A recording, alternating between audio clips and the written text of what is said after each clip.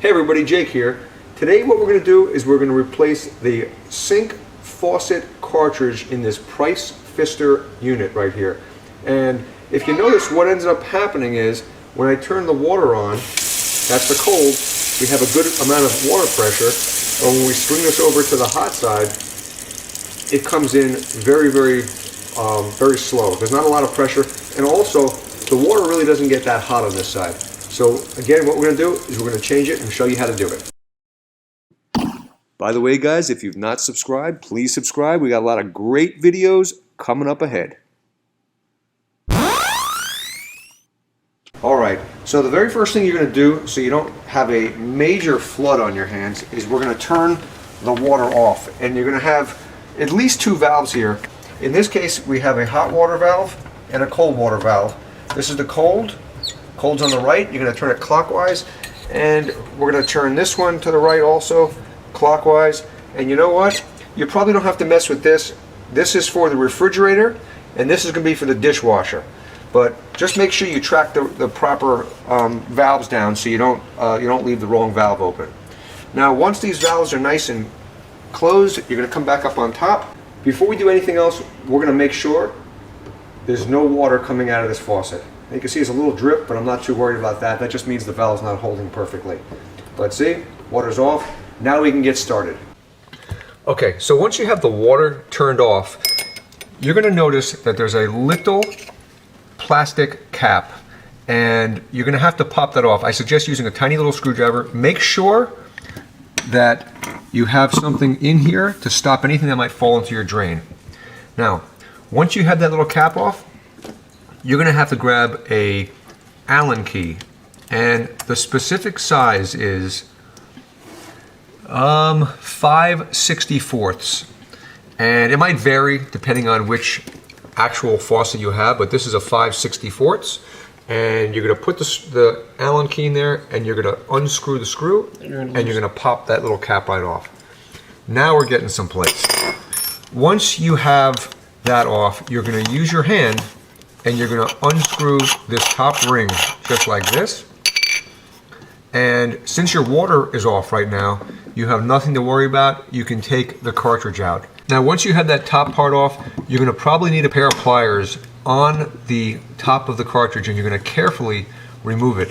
Now, when you put the new one on, you got to be careful not to damage any of the threads. But taking the old one off, don't worry too much about it. There's a screw there, this part right here, and then the cartridge comes right out just like that.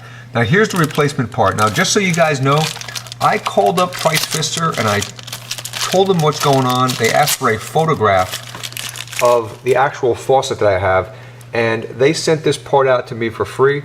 I believe that these faucets have a lifetime warranty on the inners, in the insides, and in either case, I thank Price Pfister for the replacement part. And now we're going to show you basically how to finish putting it in. Now, once we pull out the cartridge, you're going to notice that on the bottom of this old cartridge, it does not have a grommet or any kind of seals. And you notice the brand new one, you see the black seals, and you can see them in the holes there. That tells me that the grommet or the gasket is still on the bottom of this faucet. And what we're going to do is we're going to have to pick it out with something, either a tiny little screwdriver or a little pick. And there we go. We use a screwdriver, and it comes out nicely just like that. Okay, so now that we have that grommet out of the opening of the faucet, we're going to take the new cartridge and we're going to place it back in. Notice the groove. Take that out. Take that out real fast. Notice the notch there, and notice the groove where it goes, and it just slides right in just like the old one came out, just like that. And it should be fine. Now we're going to take our threaded part and we're going to screw carefully by hand. We're going to thread that back on. And just so it doesn't leak, you get your channel lock pliers on it without causing that much damage to the actual part.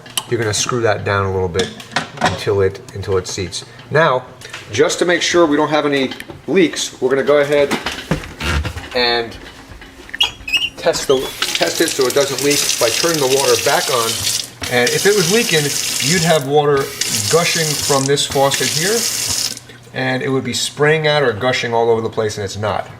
And let's go ahead and also check the hot and the cold to see if it's working okay. We're gonna go ahead and turn the hot water on also. So that's the cold water, and that's the hot water.